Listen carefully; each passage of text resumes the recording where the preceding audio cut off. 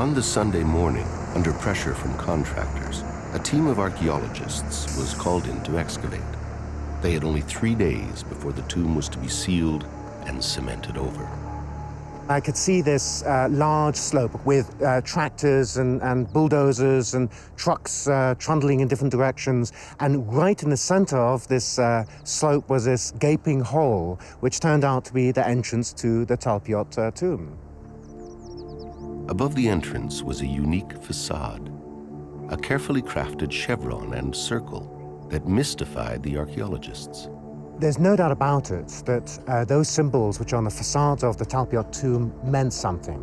It's unlikely that the person or the family that came to carve out the tomb just carved these things at random.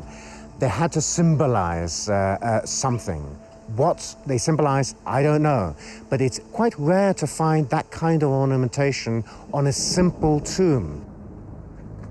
Shimon Gibson, a young surveyor at the time, was one of the first inside.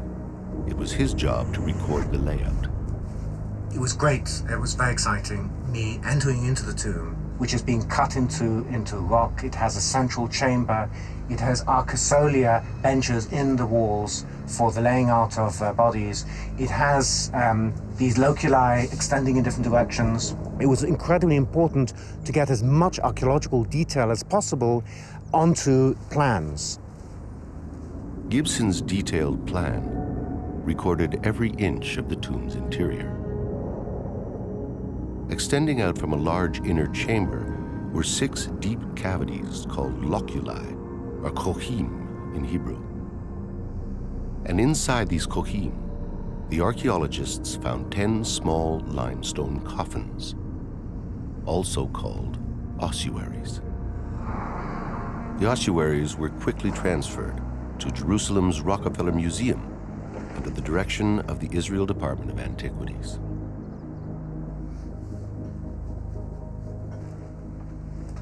The bones and remains found inside were bagged and boxed and put aside for reburial.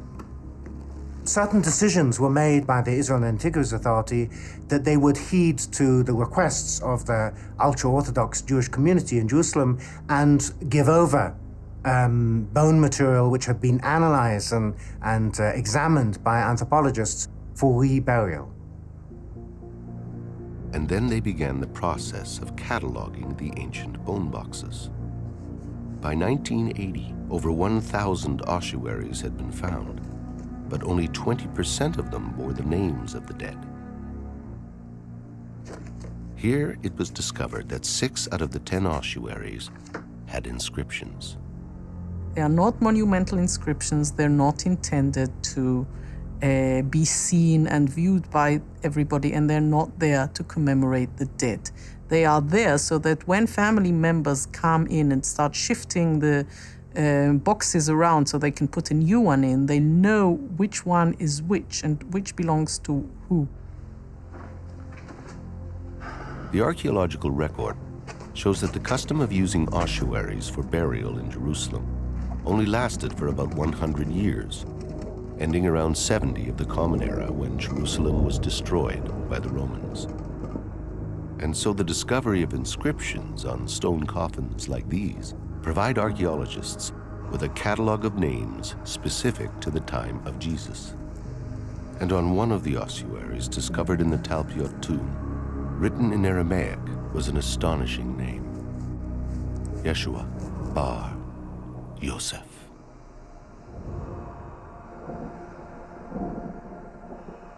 Yeshua, or Jesus, son of Joseph. Yeshua bar Yosef. Now, when this was found, I think the archaeologists weren't too excited about it. The public would have been very excited, but they didn't hear about it. You found a Jesus, son of Joseph ossuary? But it wasn't really talked about. Today, the Jesus, son of Joseph ossuary is in the hands of the Israel Antiquities Authority, or IAA, as are the rest of the stone coffins taken from the Talpiot tomb. Most of them have been locked away and stored in this massive warehouse. But why? We've assembled a team of scientists, scholars, and journalists to investigate the 10 ancient bone boxes and to find out why they've been ignored.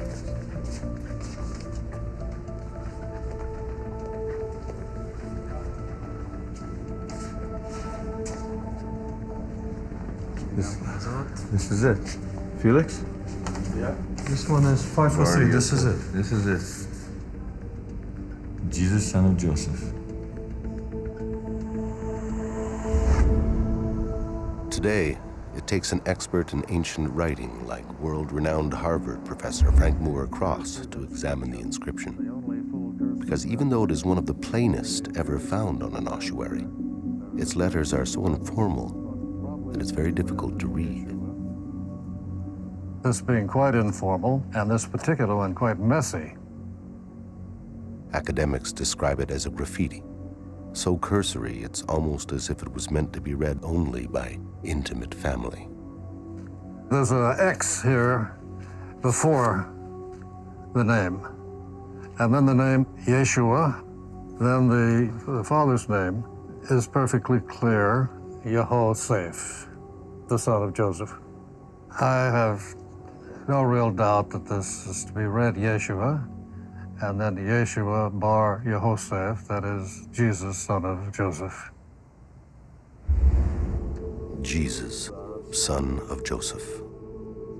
Professor Cross's examination of the photograph has now shown us exactly what to look for on the actual coffin. Yud Vav Shin Ein. Yud, Shin, Vav, Ayin, Jesus. Bet, Resh, son of. Yud, He, Vav, Samech, Pei, Joseph. Jesus, son of Joseph. It's quite amazing, eh? Amazing is not the word for it. Can this stone coffin be linked to Jesus of Nazareth? To answer that question, we have to examine all the archaeological evidence uncovered in this family tomb. Does it fit with Christian tradition? Does it challenge certain articles of faith? If the bones of Jesus were to be found in an ossuary in Jerusalem tomorrow, and without doubt, let's say they are definitely agreed to be the bones of Jesus, would that destroy Christian faith? It certainly would not destroy my Christian faith. I leave what happens to bodies up to God.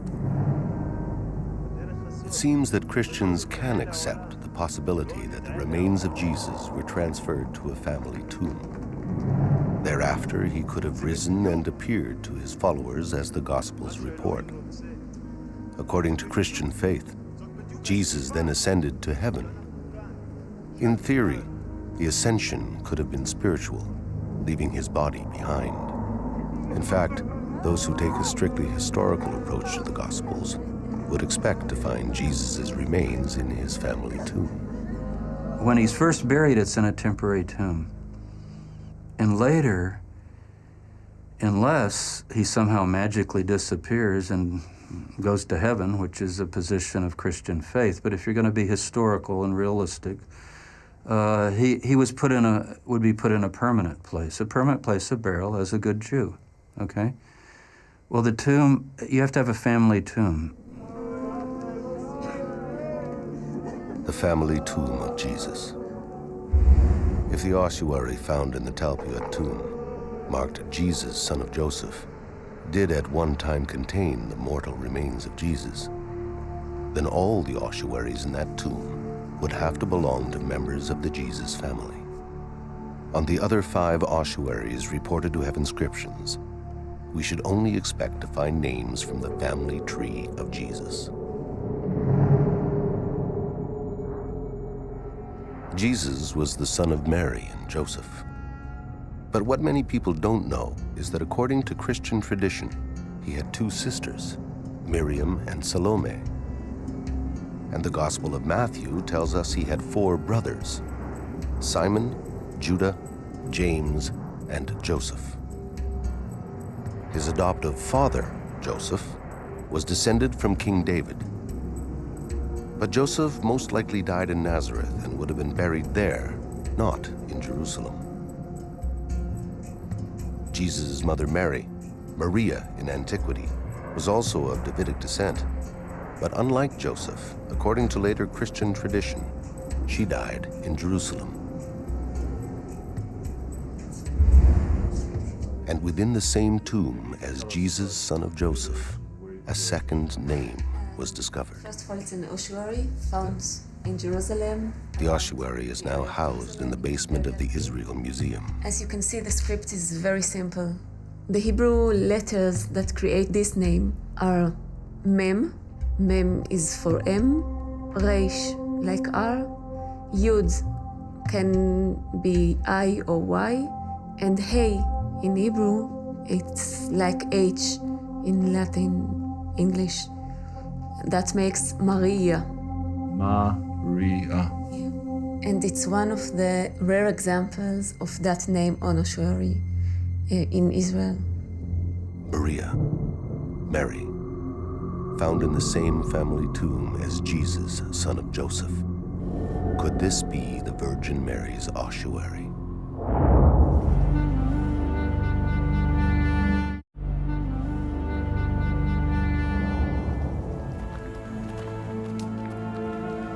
Throughout history, from the first Greek writings of Mark, the earliest gospel, the Virgin Mary's name has come down to us in only one form, Maria. It is a Latinized version of the Hebrew, Miriam. After Jesus' death, Mary continued with his teachings and must have gathered a large following. In those times of religious transition, Roman converts also began to follow Jesus. And so as her popularity grew amongst his followers, Mary's name was Latinized. That is why the New Testament records her name as Maria. Written in Hebrew, the name Maria is very rare, but it's exactly what was found on the ossuary in the Talpiot tomb.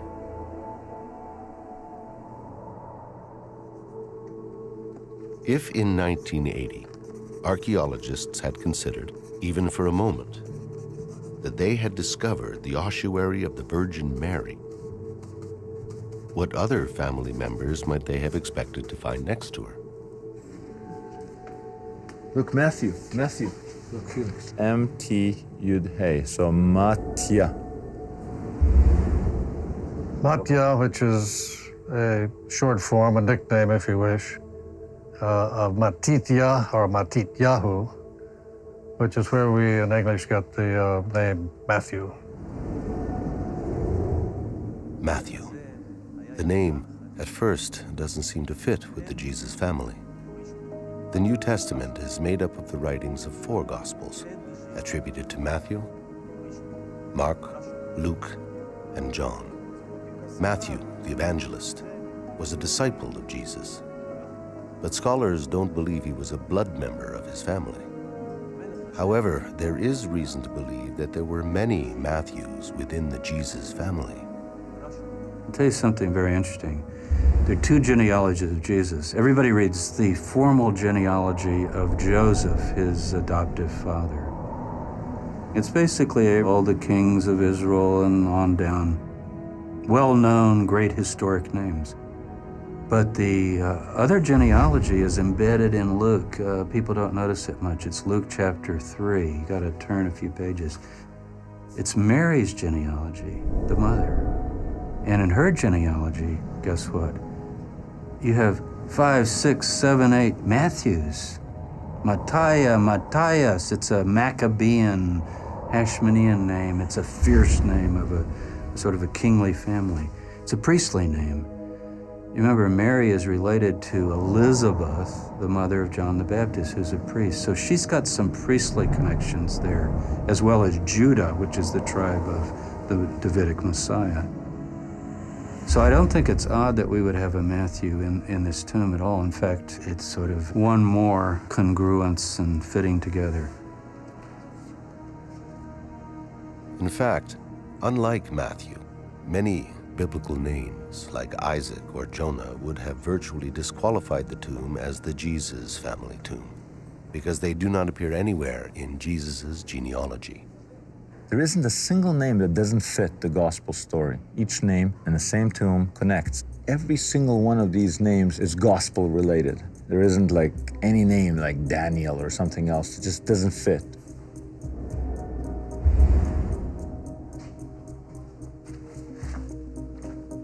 On 3 ossuaries, 4 names had been uncovered: Joseph, Jesus, Mary, and Matthew.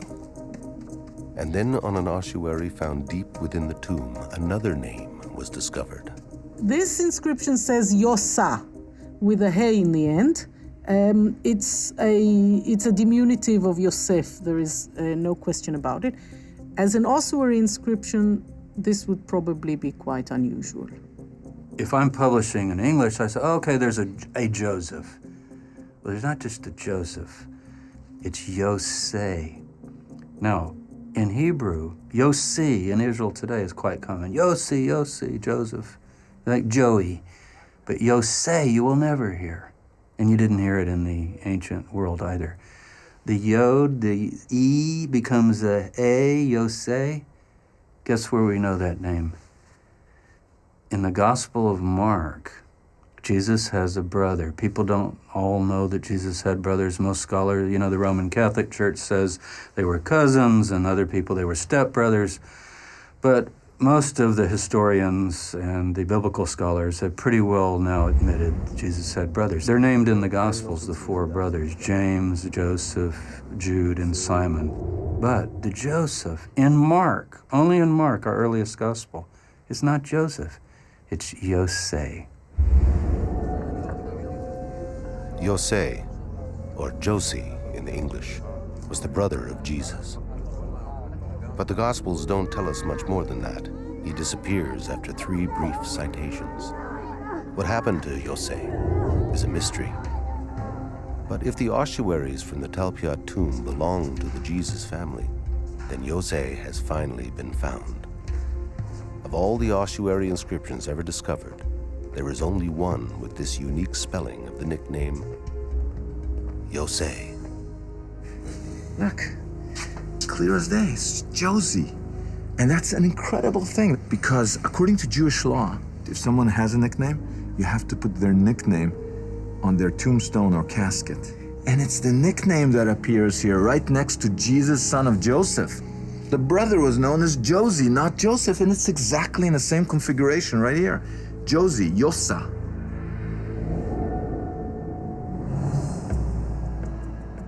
In 1980, archaeologists were cataloging ossuary names in lists of hundreds.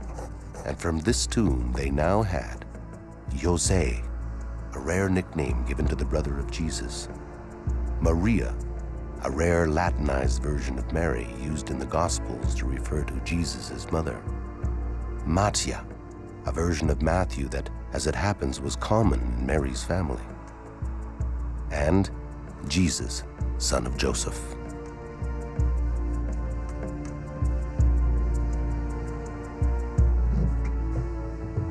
All found together in a family tomb, all cleaned and cataloged, all bone material reburied together, here in an especially consecrated grave outside Jerusalem.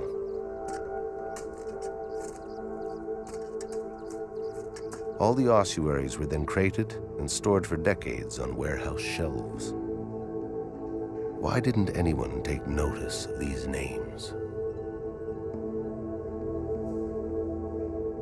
You got to remember that the 1970s and the early 1980s was the boom period for the excavation of tombs in and around Jerusalem. So there was suddenly enormous quantities of ossuaries being brought back to the Rockefeller Museum, the headquarters of the Israel Department of Antiquities. And these inscriptions were deemed to be common. These are the most common names among Jews in the 1st century Common Era. These are exceedingly popular names in the period. All the facts that we have is that there is a cluster of names that resemble many of the names that we find in the New Testament.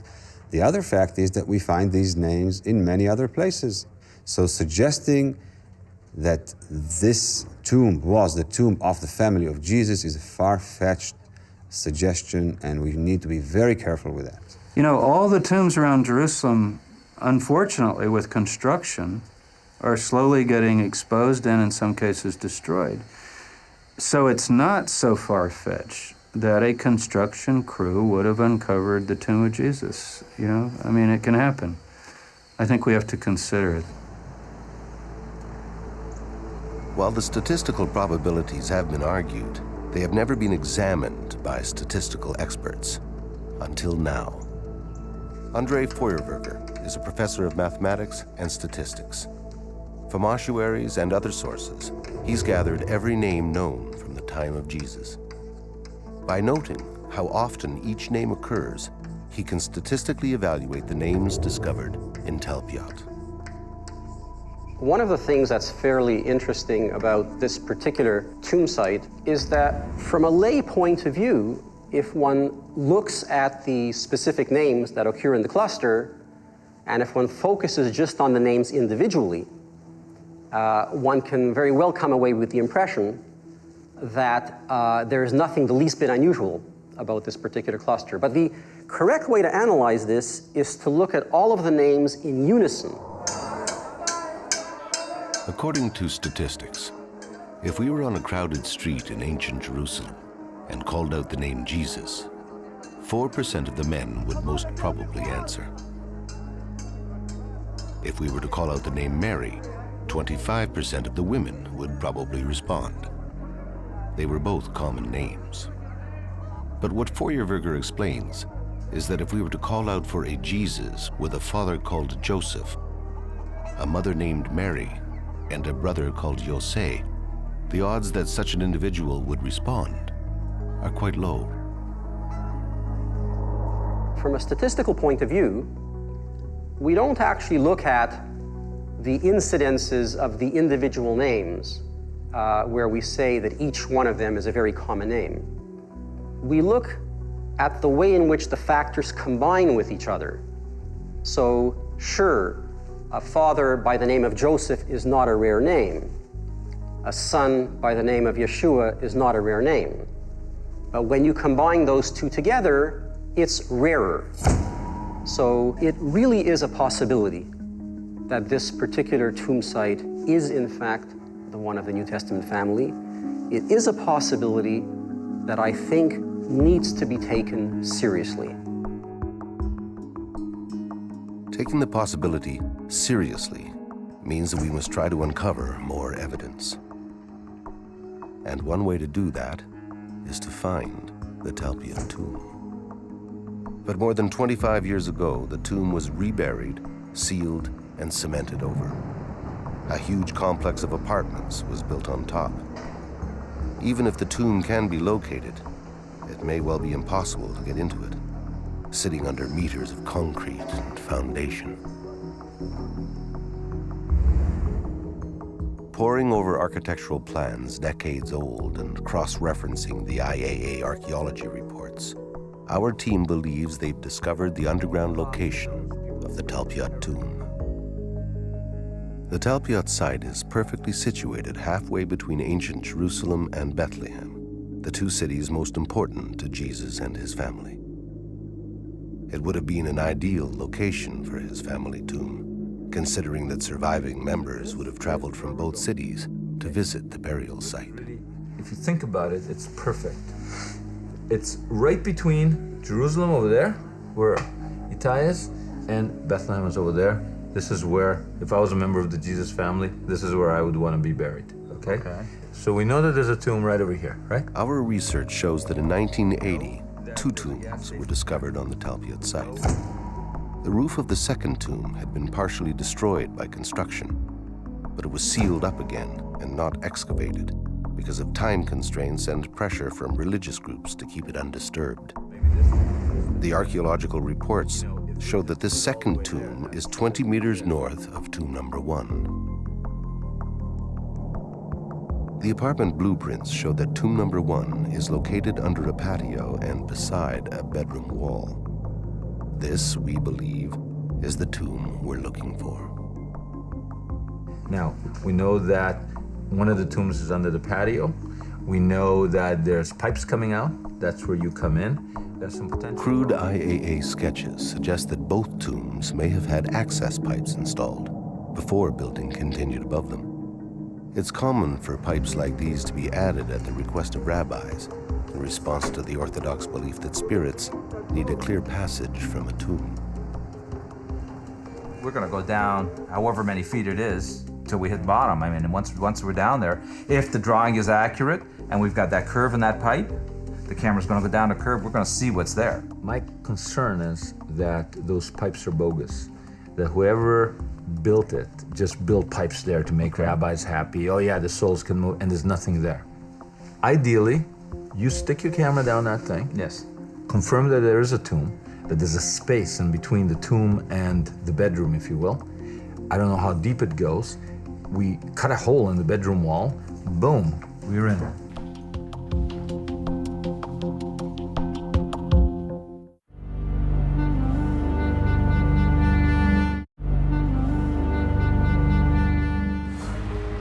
Okay, let's do it, and let's do it fast. Neighbors getting interested in what we're doing. We've obtained permission from the tenant to give us access to the Talpiot apartment we pinpointed in the blueprints. Okay, you know, I can't believe anybody would live over a tomb anyways. I don't know where it is. We've only been given 2 days. It's over here. Come on. This is it. This is it. Yeah, this is it. Listen, we need a tape measure. That one. This is the real thing. It goes now. Look at this. We're at 7 feet, 8 feet. Some resistance, but that's not the bottom. There's more. What's blocking that? This isn't a dummy plate. Bill Tarrant is our expert with probe and remote-operated cameras. Even if the access hole is as small as 1/4 of an inch, Bill can get a camera inside.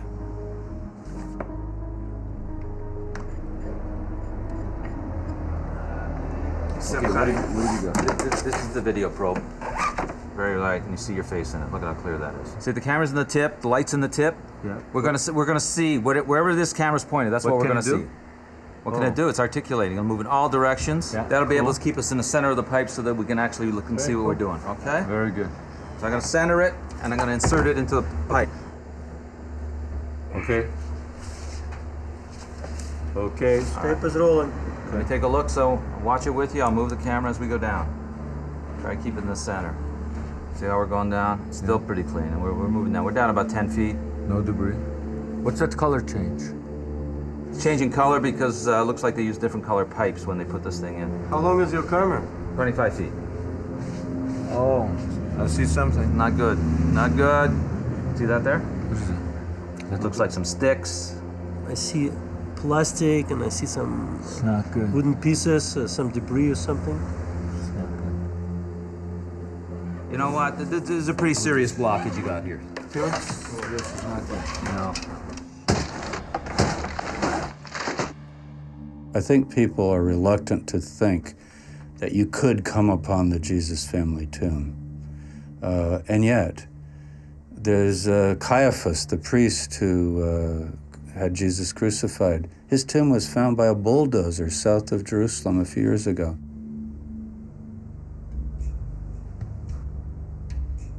In December of 1990, construction workers uncovered an ancient burial cave from the 1st century.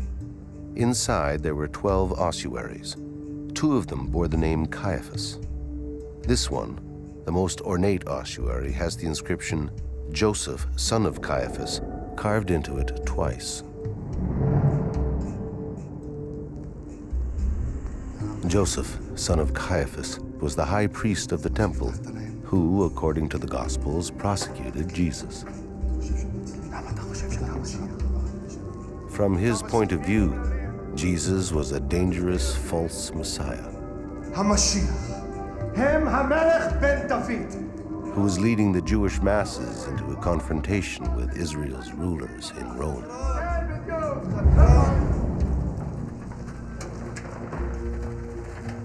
The Caiaphas ossuary was found, so it's not as though no famous. You say, well, it couldn't be anybody. No matter what we find, couldn't be anybody important. Why not? It seems to me there's a double standard. You said that Caiaphas is, in all probability, the high priest who prosecuted Jesus according to the Gospels. Whereas this entire cluster is dismissed, well, these are just common Jewish names. I mean, how are you so convinced that this is the Caiaphas? You find more ossuaries in that same tomb, less fancy, with the name Caiaphas, not Joseph, son of Caiaphas, but with the name Caiaphas on it. So it's definitely the tomb, as all tombs were, of a clan. This is the tomb of the Caiaphas clan. One of them could have been, should have been, Joseph, son of Caiaphas, the one that we know from the New Testament. And the adornment on the ossuary shows you very clearly that it is of a different standard. So, a fancy decoration convinces you that this is the Caiaphas of the... Caiaphas is not that common name. It's not as common name as Jesus, Joseph, John, or Mary. It is a rare name. It's a name that we know from both Jewish sources and from the New Testament. And it is good in dating and timing for that period, and it could be that one. The fact is that we have never found anywhere else an ossuary with the name Joseph, son of Caiaphas, anywhere else. On the other hand, you have a whole bunch of unique things. Yosa, which you find in this tomb, and that specific variation of the name you only find in the Gospel of Mark as a brother of Jesus. Only in this tomb, no other, as rare as Caiaphas. In fact, rarer, because in the Caiaphas family tomb, you found several Caiaphases. Yosa appears once, period, out of all the thousands of ossuaries that have been found. Yet nobody says, in all probability, that's probably the brother of Jesus of Nazareth. Nobody does that. The fact that the probabilities in Caiaphas are very high does not say in all certainty that this is the one. There was no inscription inside saying, I have crucified Jesus. We don't know for 100%. We never know for 100% in archaeology. But the experts do seem 100% comfortable connecting some ossuaries directly to famous names in the Gospels, as long as they steer clear of the Jesus family.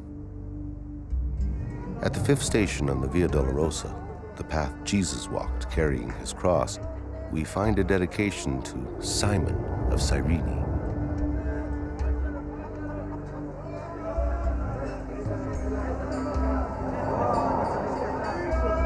It is here that there was a moment both historic and intimate between Jesus and a man called Simon. According to the Gospels, Jesus stumbled en route to the crucifixion, and Simon, who was visiting Jerusalem from Cyrene, helped him carry his burden.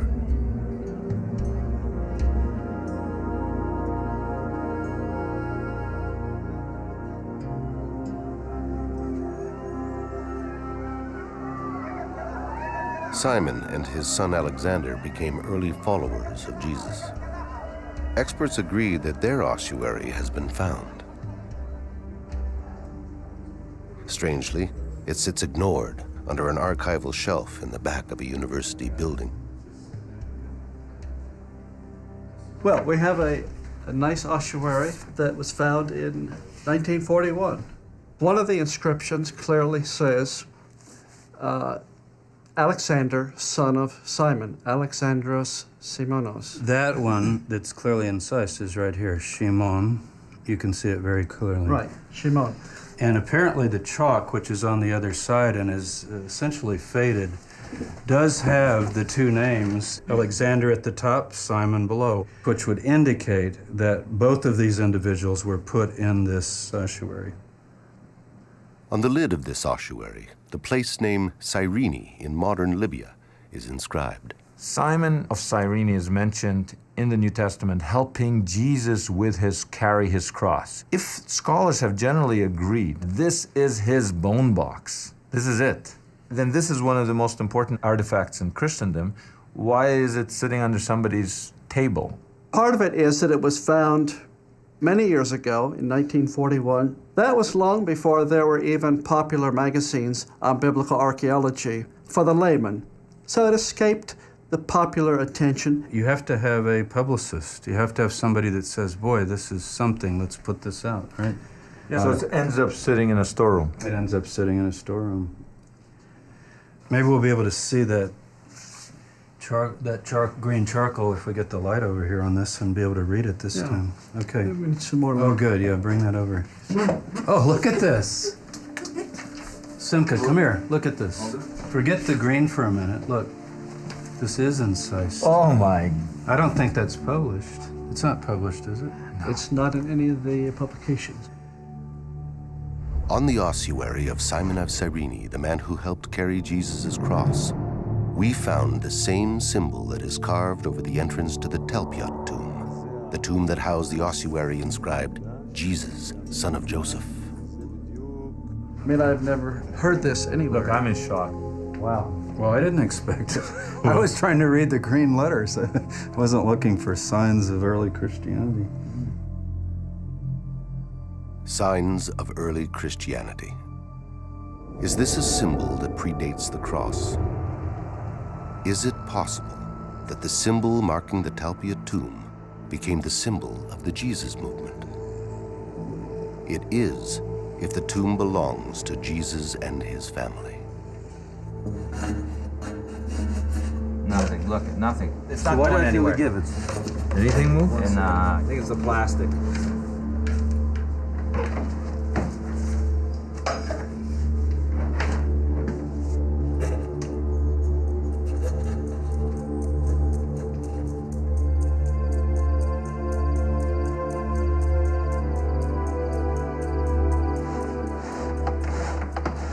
You know, Simca, I'll tell you, it's a very serious blockage. Simcha, you know, we're at the point now, I think we got to call on a plumber. We're gonna break into the tomb with a plumber. You got a better idea?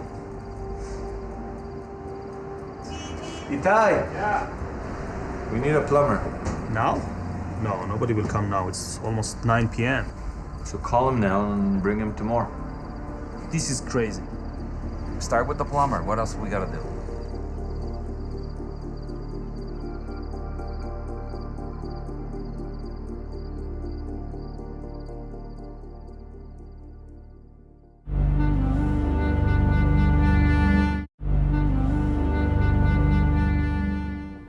Over 25 years ago, archaeologists discovered 4 ossuaries linked directly to Jesus and his family. Then, on a 5th ossuary, they uncovered another inscription. The inscription has 2 parts. The second part reads Mara, while the first part is a diminutive of Mariamne. And although no one had ever seen this name on an ossuary, it was translated as just another version of Mary. Mary, also known as Mara.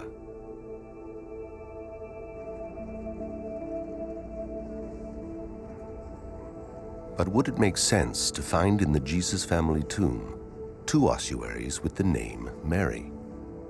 First, Maria, the name used in the Gospels to refer to the Virgin Mother.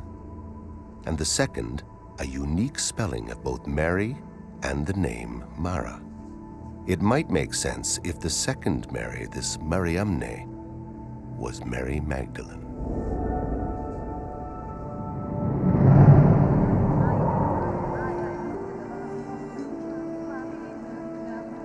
Mary Magdalene comes down to us in the New Testament as not just a name, but a name and title.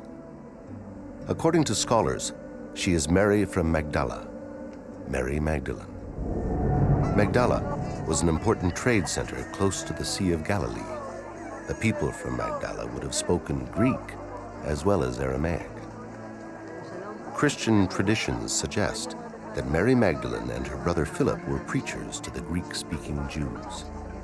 And it's quite likely that Mary Magdalene's family and followers would have written her name in Greek.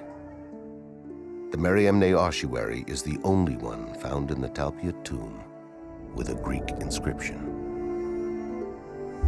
Let's say in this very tomb of Talpiot, the second Mary was clearly identifiable as Mary Magdalene, let's say. Right. What would be your reaction then inside this cluster? It would be fascinating and certainly draw much more attention and raise many more questions, but it isn't. We don't have Mary of Magdala in that tomb. If one of the ossuaries had said Mary Magdalene, I would say wow, and I would be a lot more impressed. If it will be written Maria coming from Migdal or Maria Magdalena, I would say very interesting. If the Mariamne inscription could be connected to Mary Magdalene, it would be more than interesting. It would be statistically compelling, because we could create a combined probability equation for the Talpiot cluster that includes Mariamne.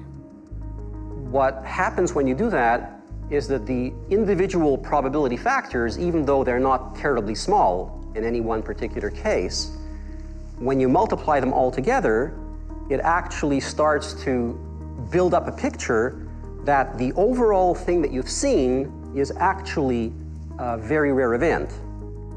Because Feuerberger takes a conservative approach, he eliminates Mattia altogether, since he is not a known member of Jesus' immediate family. Feuerberger also divides the probability outcome by 4, so as to compensate for any unintended biases in the historical data. And he further divides the number by 1,000, representing all first-century Jerusalem tombs. By the end, his model concludes that there is only 1 chance in 600 that the Talpiot tomb is not the Jesus family tomb, if Mariamne can be linked to Mary Magdalene. But can she? One of the most famous tales associated with Mary Magdalene is in the Gospel of John, where Jesus stops the stoning of a woman punished for adultery.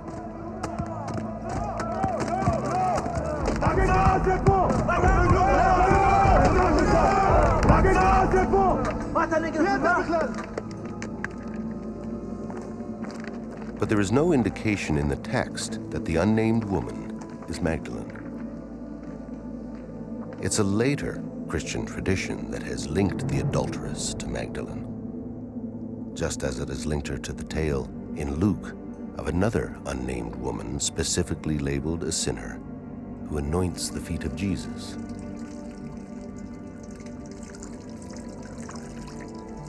Drying them with her hair.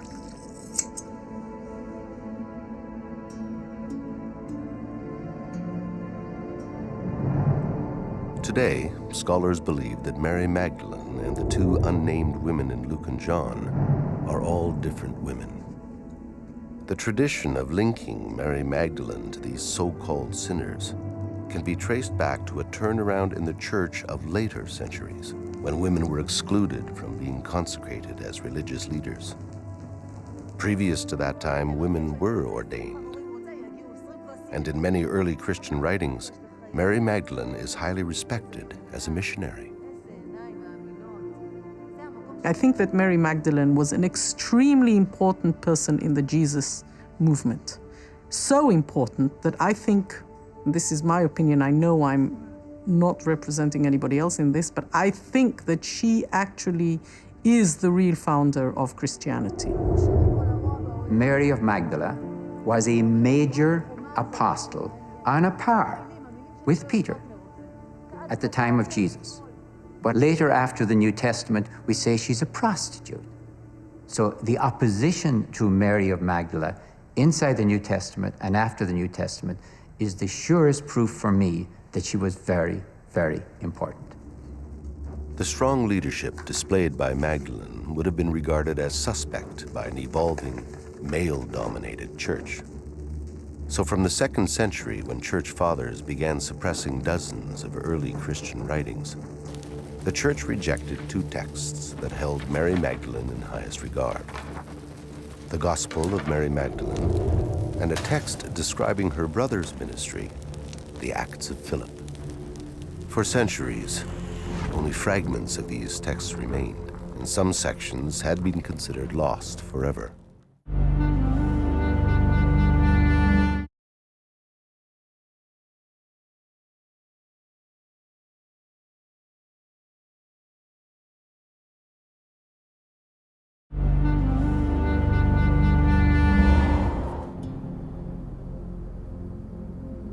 In 1974, in an ancient monastery on Mount Athos in Greece, a Harvard University professor, Francois Bovon, uncovered a 700-year-old manuscript. It was the most complete copy ever found of the 4th century text, the Acts of Philip. In it, Beaumont claims to have discovered an early description of Mary Magdalene, unmarked by later Christian tradition. In the Acts of Philip, she is completely, there is no mention of her previous life. She is seen positively as a Christian missionary. So she is completely at the same level as male missionaries. She preaches, she teaches, she baptizes. She carries even the title apostle. If in the early Christian movement Mary Magdalene was an apostle, then the unique alias Mara on Mariamne's ossuary could be pointing to something extraordinary. In Aramaic, Mara means master. Mara, the master. Even today, if you go to the Armenian quarter, the archbishop or one of the priests would be like Mar Samuel or Mar whatever, Lord, Master. You can still hear it. So it's a sign of respect for a rabbi, for a teacher, related to the Mara, the Lord, the Master. It is clear in the Acts of Philip that Mary Magdalene is respected as a preacher, baptizer, and apostle, strong and faithful, and close to Jesus. It would make sense then for her followers to refer to her as Mara, Master. But what about the spelling of the first name in the inscription, the unique Mariamne, never found before or since on any other ossuary? In the Acts of Philip, Mary Magdalene's name is spelled M-A-R-I-A-M-N-E,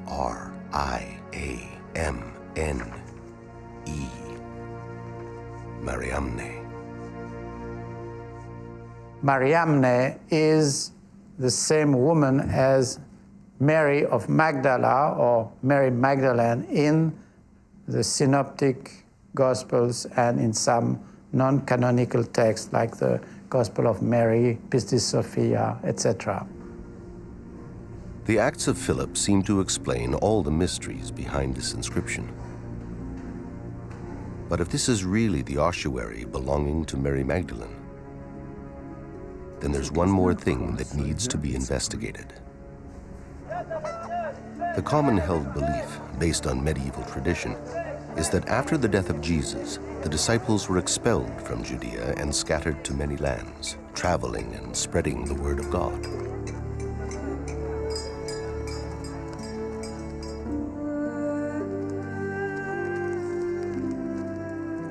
After some time, Mary Magdalene ended up in France, where she spent the last of her days.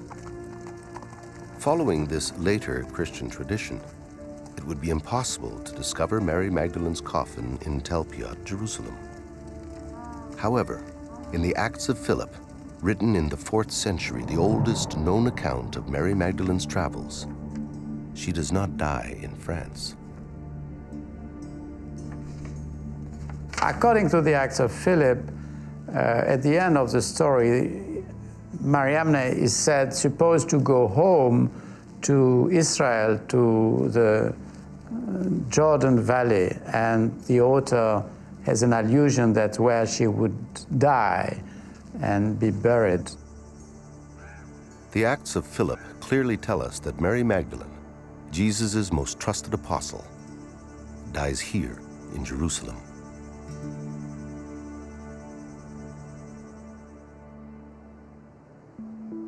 Would it really be that implausible to find her buried beside Jesus in the tomb of the Jesus family?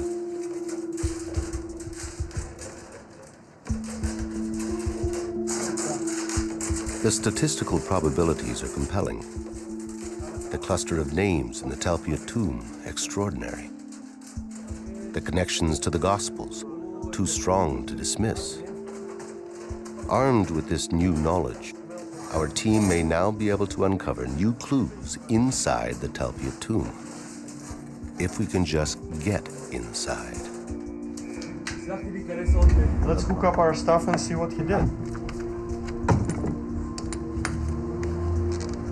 Okay, so let's see what we got now that we've got the plumber cleared it all out for us.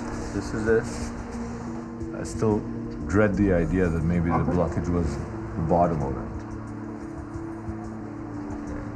Here's about Where's the 14 feet. blockage? Here's the blockage.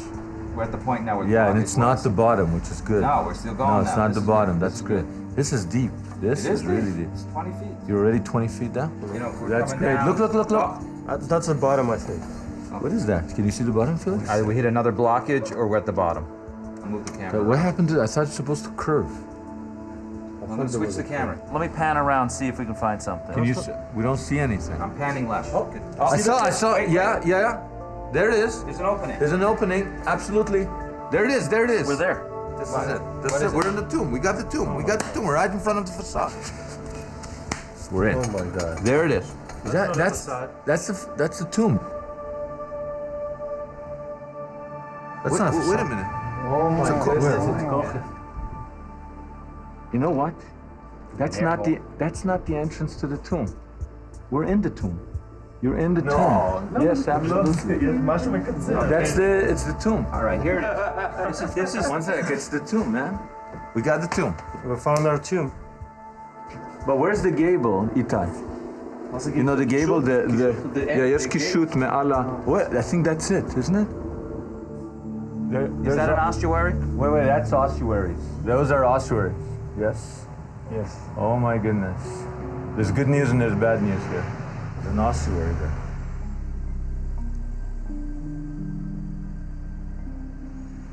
Well, what does that mean? Well, it means we're in the wrong tomb. Our tomb is empty. So, what are we gonna do? It's the We're wrong in the tomb. wrong tomb, man.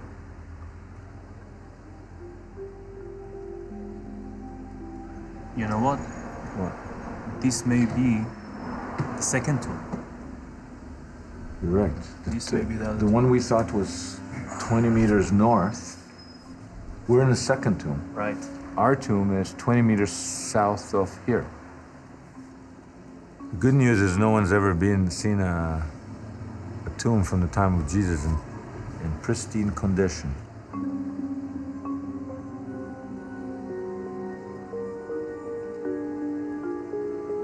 Although we found ourselves in the wrong tomb, perhaps these finely crafted ossuaries, so close to the Talpiot tomb, are somehow connected to Jesus or his followers.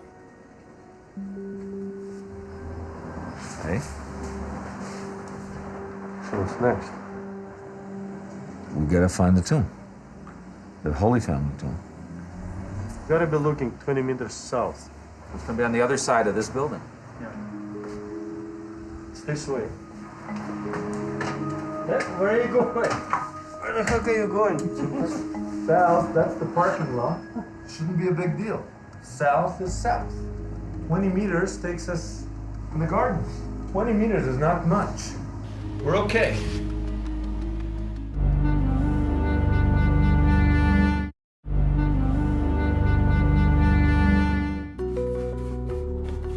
In 1980, the IAA cataloged 4 of the 10 ossuaries from the Talpiot tomb as bearing no names. But these ossuaries were far from plain. Several displayed ornamental rosettes on their sides. And on the rear panel of the ossuary cataloged 80-506, they found a large cross mark. Okay, look at this. Look at it, Felix. Some kind of mark. It looks like a cross to me. It looks like a cross.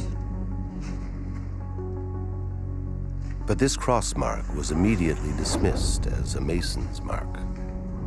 It is theorized that mason marks were scratched onto ossuaries by the coffin carvers as signatures, or marks indicating how lids should be aligned to boxes.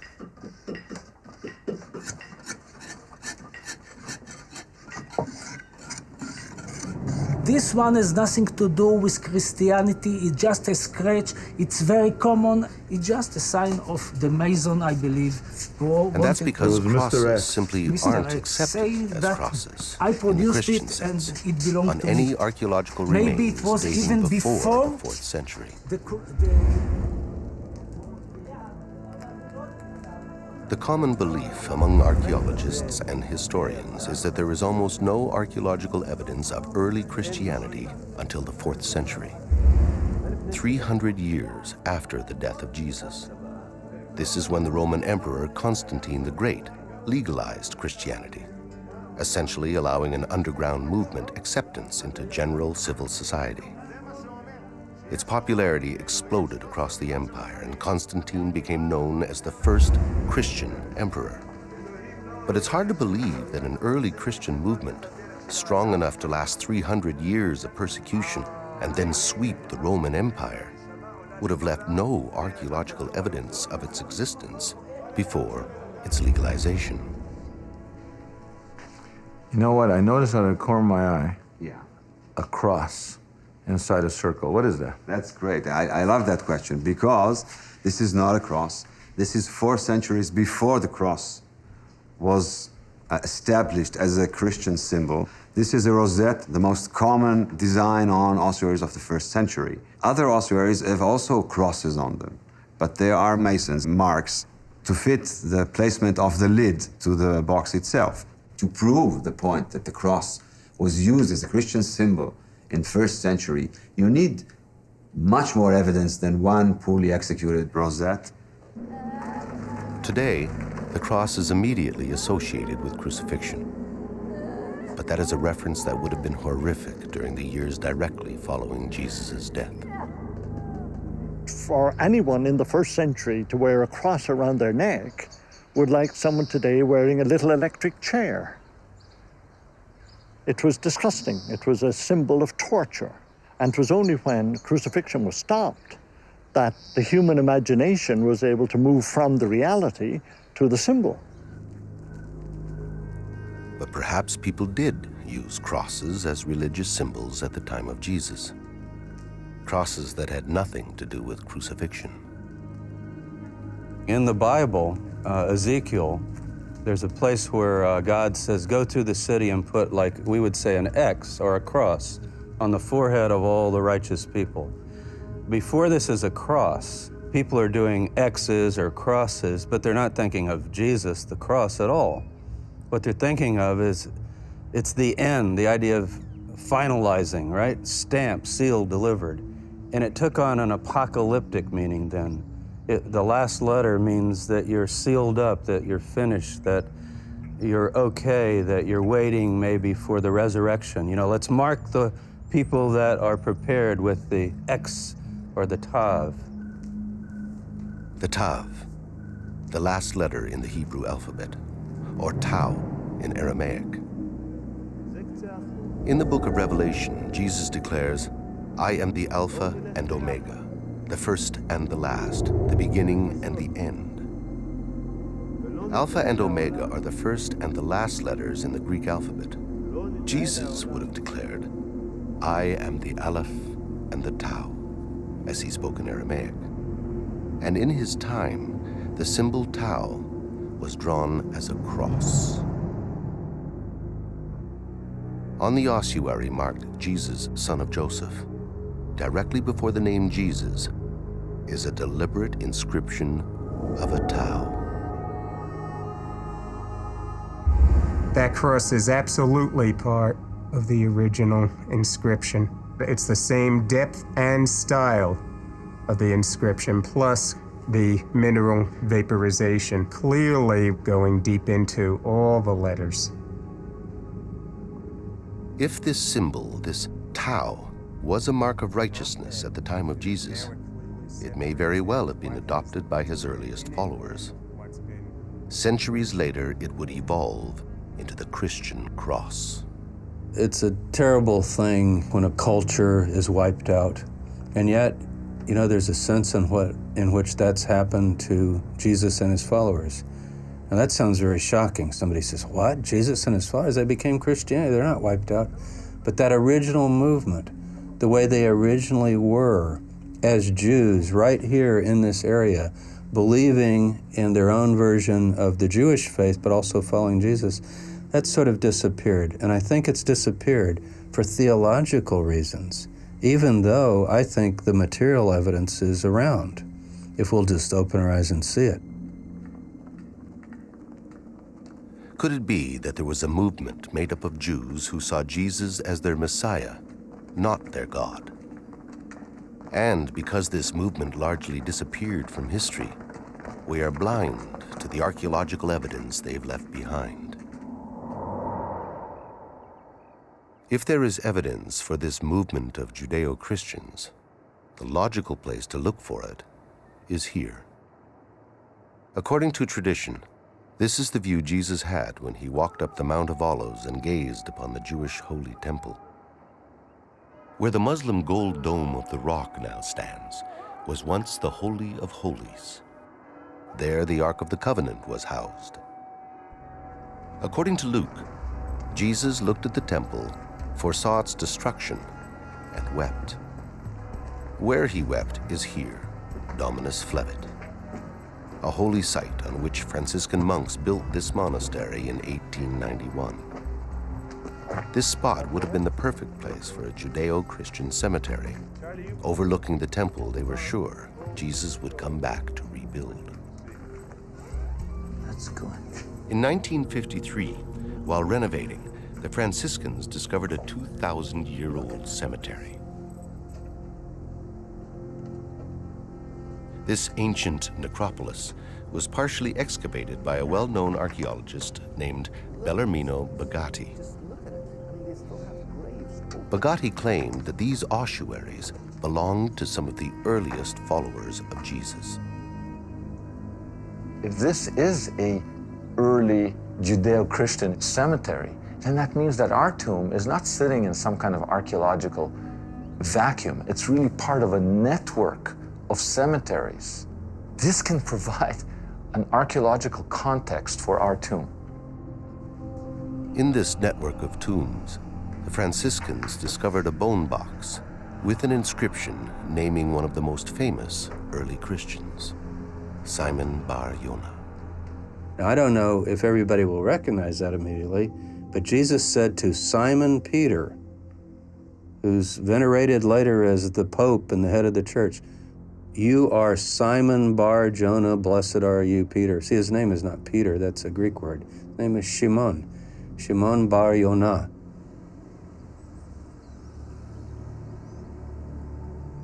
Today, only a piece of the ossuary remains. The Franciscans have stored it in a small museum beside their church. It bears an indisputable inscription, the only one ever found spelling the name Simon Bar Yonah. Simon was one of the 12 original apostles of Jesus. According to the Gospels, Jesus renamed him Peter. In Aramaic, Kepha, which means rock. He's considered a saint by many Christians and the first pope by the Roman Catholic Church. According to tradition, Simon Peter was crucified and buried in Rome. So how could his coffin be here in Jerusalem? The fact is, there has never been any credible archaeological evidence found in Rome underneath the Vatican that points to Simon Bar Yonah. And here sits an ossuary discovered at Dominus Flevit, bearing his name. So if this is a Judeo-Christian necropolis, it is part of a network of cemeteries and tombs that belong to the early followers of Jesus, including Jesus' family.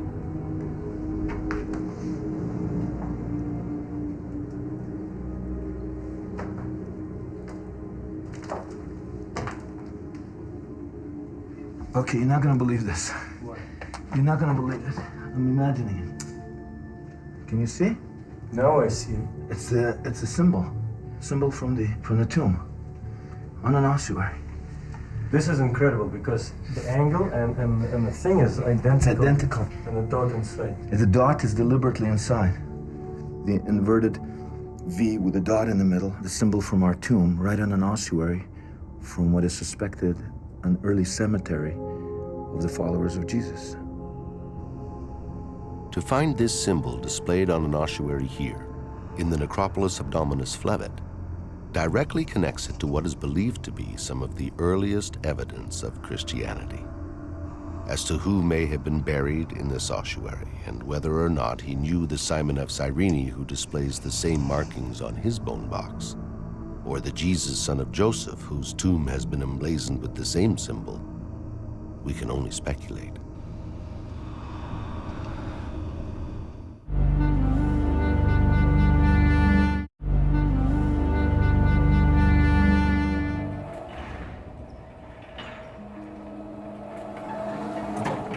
But when it comes to forensics, modern science doesn't allow for much speculation.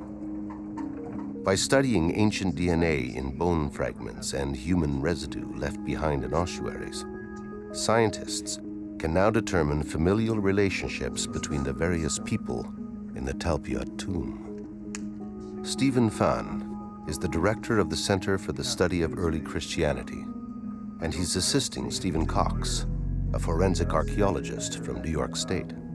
They have discovered valuable material inside the ossuaries inscribed Mariamne and Jesus, son of Joseph. Inside this ossuary, we've got some material that's adhering to the surface of the stone in a very interesting circular pattern. It's worthy of picking out and taking a look at it and see what its composition is. The pattern and/or material could give us a big clue as to who, what, when, and where. It seems outlandish that these samples might contain the DNA of Jesus and Mary Magdalene. But if there's enough material, these tests may shed a new light on Jesus and his family. This is sample 80-500. The samples have been numbered and sent to this DNA lab in Thunder Bay, Canada, one of only 5 labs in the world that specializes in ancient DNA.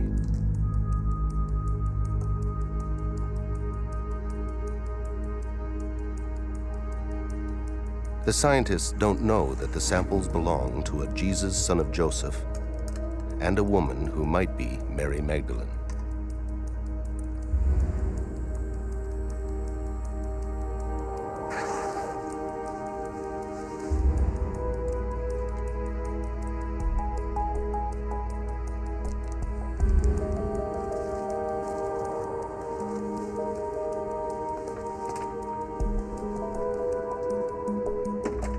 If these bone samples truly do belong to Mary Magdalene and Jesus of Nazareth, we would expect the tests to show that they are not genetically related. We would expect to find DNA representing 2 individuals with no familial ties. And that would be an extremely rare discovery in a family tomb. Unless the individuals were husband and wife. Okay, so we received the samples that you sent up, and when we first examined them, they didn't look very good, very dry, very desiccated, very small and very fragmentary. And so for that reason, it was going to be very difficult for us to do the analysis. We then went on to start to process the samples and try to understand the quality of the DNA. Is it going to be viable for analysis? In this particular case, we found the DNA was fairly degraded, fairly damaged. And for that reason, it limits what type of work we can do. The question now, is there enough DNA material to create a significant profile? To obtain the maximum amount of information, the biologists will try to recover what they call nuclear DNA from the bone cells.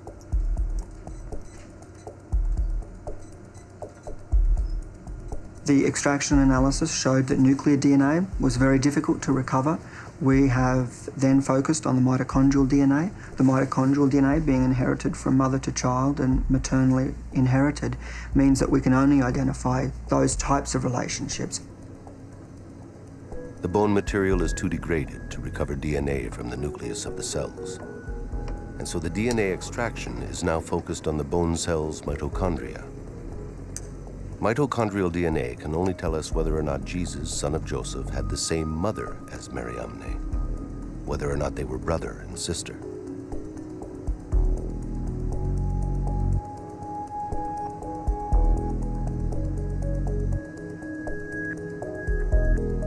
If the biologists cannot recover mitochondrial DNA from the bone cells, the test will have to be aborted.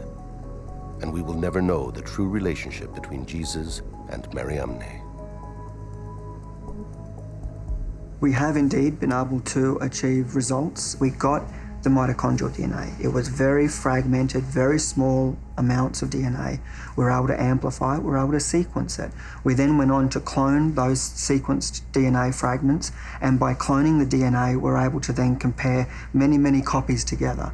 And that increases the validity of the work, and that way we're able to compare the sequences between that one individual and the other individual. And that's essentially what we've done, and I can show you the results here today.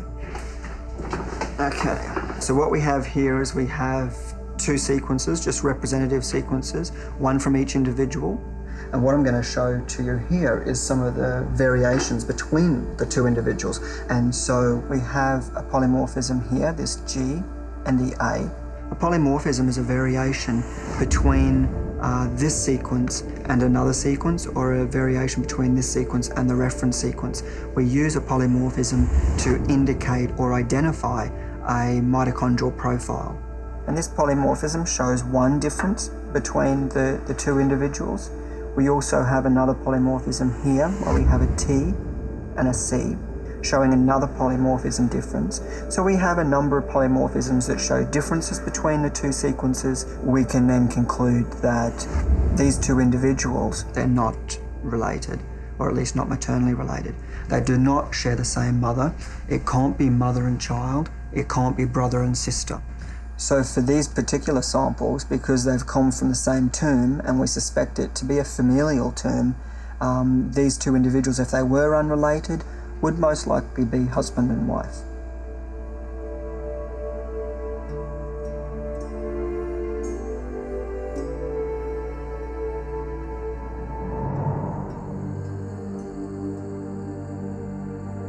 For centuries, people have speculated on Mary Magdalene's relationship to Jesus. Mary Magdalene appears with more frequency than other women in the canonical Gospels, always a close follower of Jesus. Her presence at the crucifixion and Jesus' tomb is consistent with the role of a grieving wife and widow. And so perhaps Jesus and Mary Magdalene were married, as the DNA results from the Talpiot ossuaries suggest.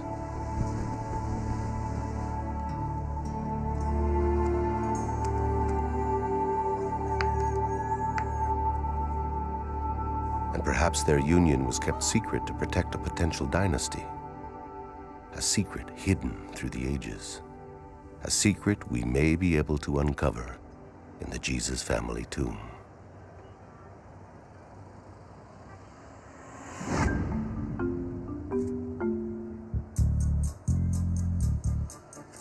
We've finally been able to contact one of the original builders of the Talpiot apartments. Ephraim remembers the tomb, but is a little hazy on its exact location. It's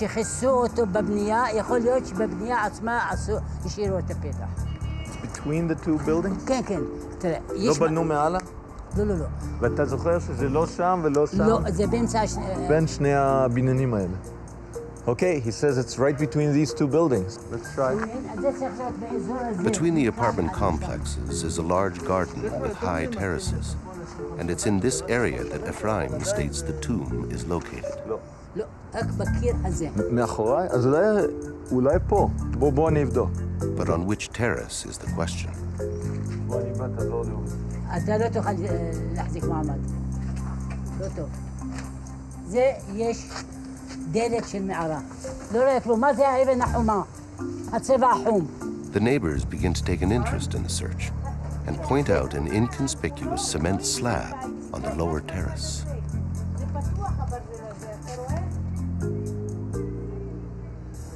יכול להיות שזה מבחינת אבל מבחינת בנייה, יש לזה מה עם זה? מה עם הפקק הזה? זה יכול להיות תחת הפקק? Could it be under the cement thing?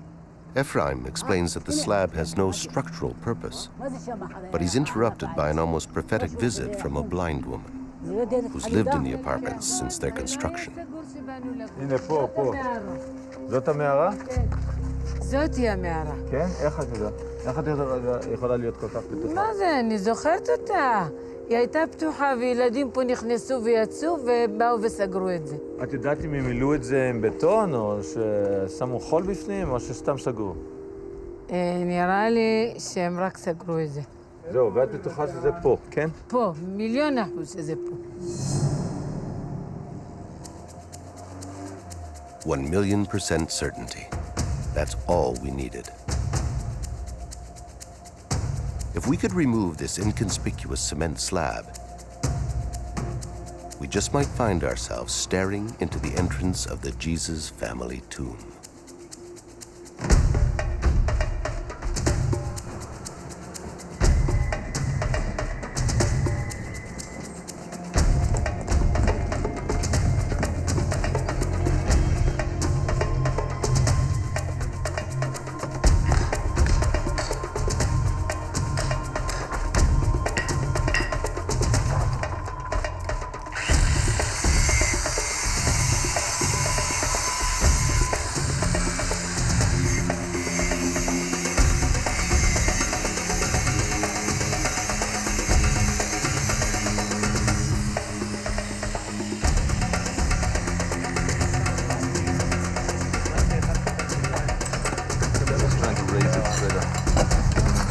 Okay, now how do we do this?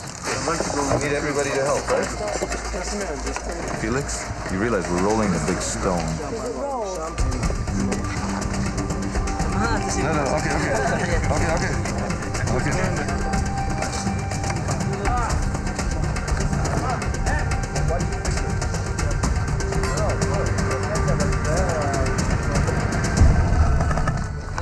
It's unbelievable.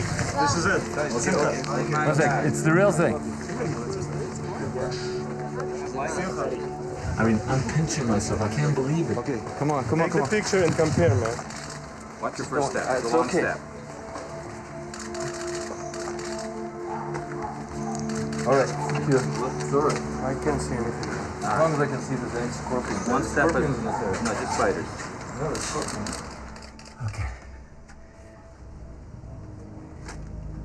Okay. No, this is definitely it. Look, there's the chevron. It's beautiful. It's just gorgeous. This is it. Look. Just like in the book. Just like in the picture. Look at it. Felix, we found it. We actually found it.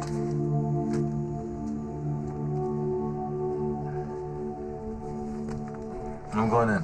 Okay, let's go.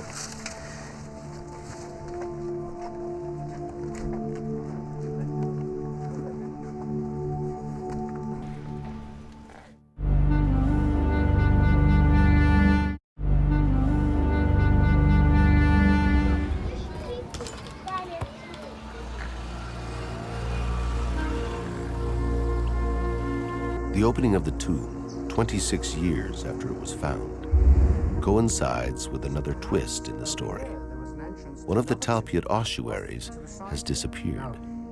Counting these, 1, 2, 3, 4, 5, 6, 7, 8, 9, 10. We have 10 ossuaries here. Each. But the visits to the Bet Shemesh warehouse have turned up a strange error in the records.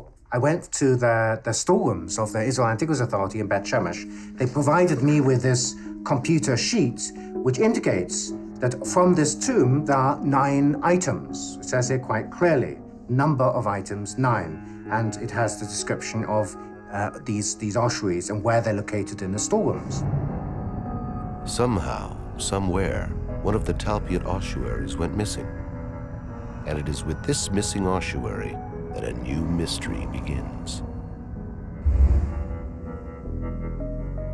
Perhaps the ossuary was stolen. Maybe a worker at the site in 1980 had light fingers. Ossuaries can fetch fairly high prices in the antiquities market. And in October 2002, a chalky limestone ossuary surfaced from a private collection.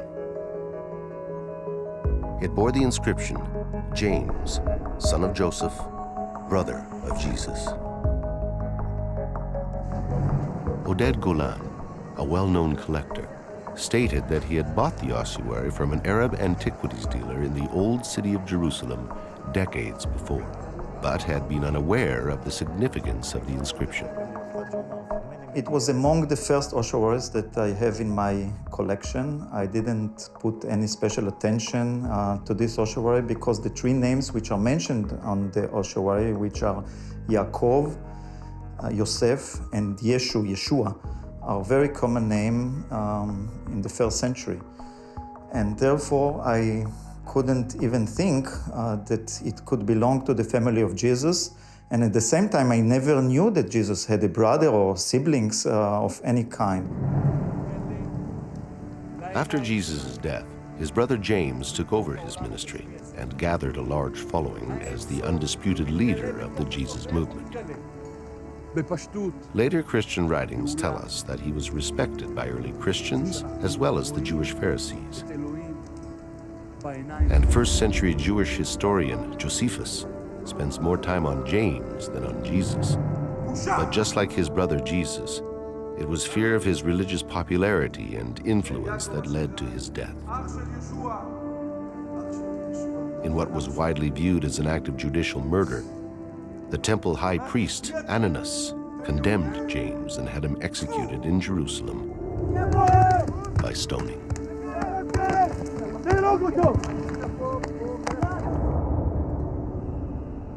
The numerous accounts of James's life show an early Christian of such importance that if it was at all possible, he would most certainly have been laid beside Jesus in death.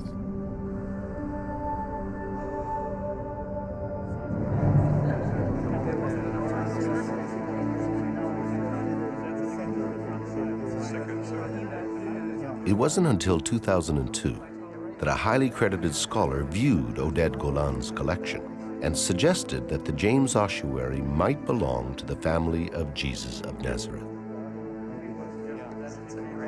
And so began what is now a famous controversy, a battle of scholars and science over the authenticity of the James ossuary. The James ossuary, where did it come from? The collector who owned it, Oded Golan, well publicized, says he got it around 1980. Sometimes he said before or after, but hey, around 1980. Our tomb was discovered in 1980. There's a missing ossuary.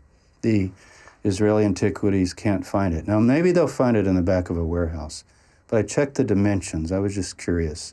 The missing ossuary was cataloged, it's just gone.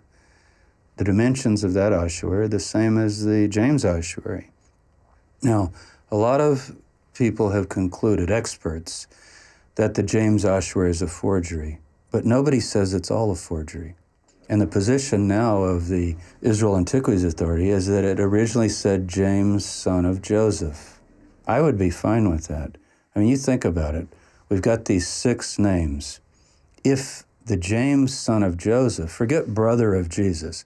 See what the ossuary says, James, son of Joseph, brother of Jesus. Some people say, well, the brother of Jesus, maybe that was added. It wouldn't matter.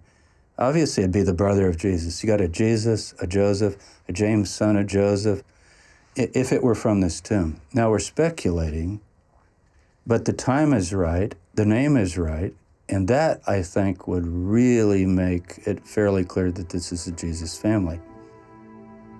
But what would it take to determine whether the James ossuary originated in the Tel Piot tomb? The date and the recorded dimensions are extremely suggestive, but it's the patina that should prove the case one way or another. Over time, in a tomb, minerals and sediment accumulate on ossuaries. This accumulation is called patina, and it could be scientifically analyzed to produce a chemical and mineral fingerprint specific to an ossuary or tomb. Every ossuary discovered in a particular tomb will have the same patina fingerprint. The samples taken from the James ossuary show certain trace materials such as titanium and iron that are unique to the James ossuary. If the James patina matches the ossuaries from the Talpiot tomb, it will be strong evidence that the James ossuary is the missing bone box and belongs to the family of Jesus. Dr. Charles Pellegrino has come to the Bet Shemesh warehouse in Israel Jesus of Nazareth, known as to collect patina samples from the Talpiot tomb ossuaries. I can get a lot of the debris Look at this, from here. Charlie, that's patina. That would be good. Yeah. Yes, excellent. This is 8503, the inscription of Jesus, son of Joseph. It's just one of those moments where you're struck to a kind of silence, knowing that you're holding the chemical history from the ossuary that may actually have contained the remains of Jesus of Nazareth. At Dr. Pellegrino's request, we commissioned the collection of random patina samples to determine whether the Talpiot tomb patina is really distinct. This most patina, that is plenty for Charlie to work in on the electron microscope. If the random samples do not match the Talpiot ossuaries, while the James samples do, then the statistical probabilities that the Jesus family tomb has been found will be overwhelming. If it were possible to obtain evidence that the James ossuary might be this missing ossuary, then this would have a very strong additional degree of evidentiary value. I would say that that would be an absolute slam dunk if that were in fact shown to be the case. The Suffolk Crime Lab is a leading American CSI lab involved in solving modern-day crime mysteries. Today, it will use its forensic expertise to determine how the patina from the James ossuary and the patina from the random samples compare to the Talpiot ossuaries. Did you see that piece? Yes. That had sort of like that tunnel running through it? Yes. Do you want to take another sample out of this container, or is that sufficient? Yeah, I think that's enough. All right. Yeah, I think that'll do. Yeah, mount it just as is. So that piece will be good to look at. But right now we're just taking other samples of the accretion from inside the ossuary. Iron is part of the signature that gives the soil that distinctive color. We now have it from this tomb. We have it from the ossuaries from this tomb. We're just taking other samples and we're going to look at them under the scanning electron microscope and ping them with the electron microprobe.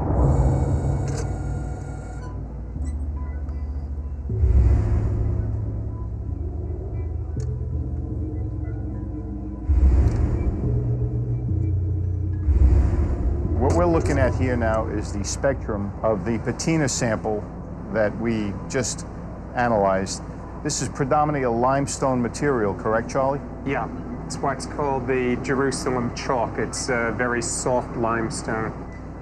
But what I find interesting is the small trace materials that we are locating here, as opposed to the general limestone properties that you would expect to find.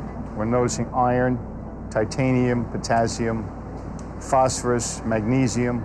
So far, the elemental composition that we analyzed with this particular section of patina is consistent with the trace materials that we found in the James ossuary. The signature is the same. It matches. The patina samples from the Talpiot tomb match with the James ossuary. But what about the random samples? As it turns out, none of them match Talpiot.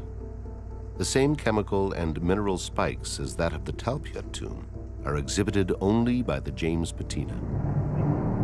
This is key evidence indicating that the ossuary inscribed James, son of Joseph, brother of Jesus, is the missing ossuary from the Talpiot tomb. When the James ossuary is included in our statistical model, the probability factor changes from 600 to 1 in favor of the tomb to 30,000 to 1, strongly suggesting that this tomb belonged to the family of Jesus of Nazareth.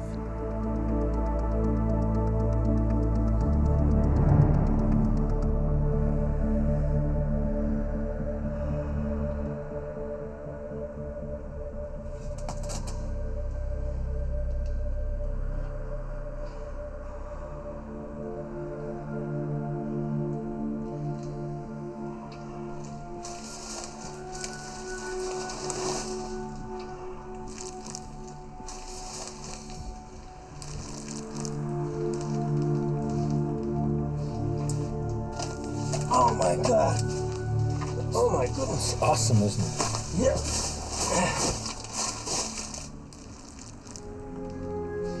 It's, look, 1, 2, 3, these niches, the kochim, 2 here, 2 here, 2 here, exactly, 6 all in all. Look, 2 death niches where you lay out the body, Jesus' body, Mary's body would have been there. Look at this. And then look over here, eh? This is it. This is absolutely a jewel of a tomb. Look at it, it's pretty deep, man. Yeah, those kohim are very deep. I didn't realize that. Look at that, Felix. What is that? There's an incision. There's an inscription here. This is Greek. That's an M? You see, that's an N, Greek N. Is it N or M? N. And what's this? We need an epigrapher in here. This is old. 2, 3, 4, 5, 6 letters. It's either Greek or Latin. It's certainly not Hebrew. Looking around, we noticed that we were sitting on mounds of decomposing pages of scripture. What is that? Shine that down? Shine it down? Look at that, Felix. This is full of holy books. Disintegrating holy books. According to Jewish law, biblical books cannot be discarded. They have to be buried like humans. It seems that in the weeks following the removal of the ossuaries and before the tomb was resealed, a local rabbinical school filled the tomb with damaged holy texts. Among them, we found a book that Jesus refers to as the key to his ministry. It's the book of Jonah. Jesus says in the Gospels, if you want to know, his apostles say, what are you up to, Master? And he says, you want to know what I'm up to? Read the book of Jonah. That's the code. And right here, you got the book of Jonah. The Gospels record that Jesus constantly spoke in parables and codes. Not surprising for a leader of what today would be labeled an anti-government movement, a man destined for crucifixion. And those who speak in codes often harbor great secrets.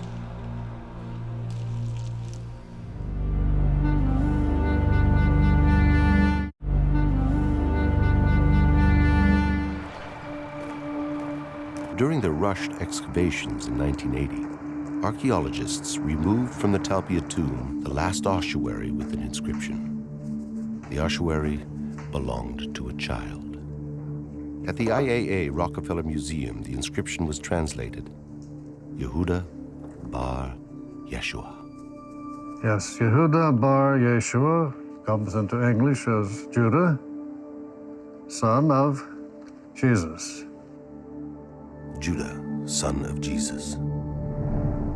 The New Testament doesn't say that Jesus had a son, but perhaps in this instance, archaeology forces us to throw a different light on the New Testament. Could this bone box have once held the remains of the son of Jesus and Mary Magdalene?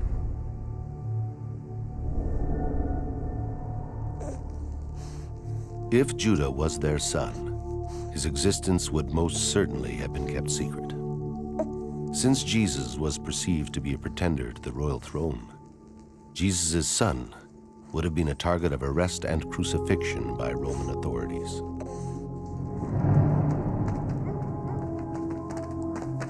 It was a time of great persecution. Anyone associated with Jesus' ministry was threatened. His cousin, John the Baptist, beheaded.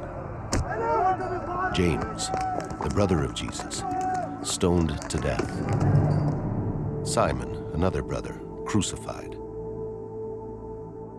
If they were parents, Jesus and Mary would have known that leaking knowledge of the birth of their child would have put the child at terrible risk. So perhaps the unnamed beloved disciple referred to in the book of John is actually the son of Jesus.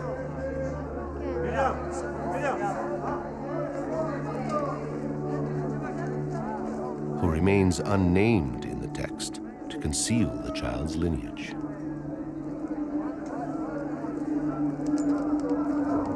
In John 19:26, Jesus asks the beloved disciple at the base of the cross to behold his mother. He then says to Mary, Ima, "Woman,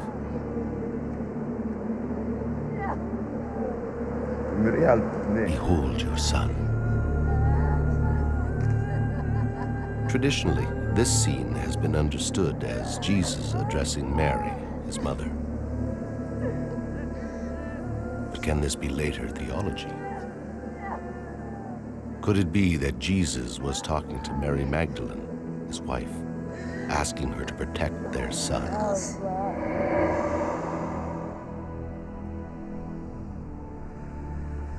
On the other hand, maybe the fact that there was a son in the Talpiot tomb means that the Jesus found in this tomb is not Jesus of Nazareth.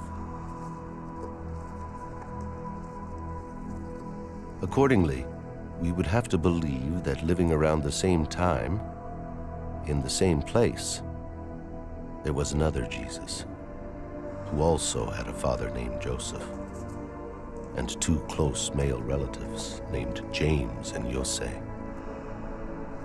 and two women in his life, one called Maria and the other Mariamne.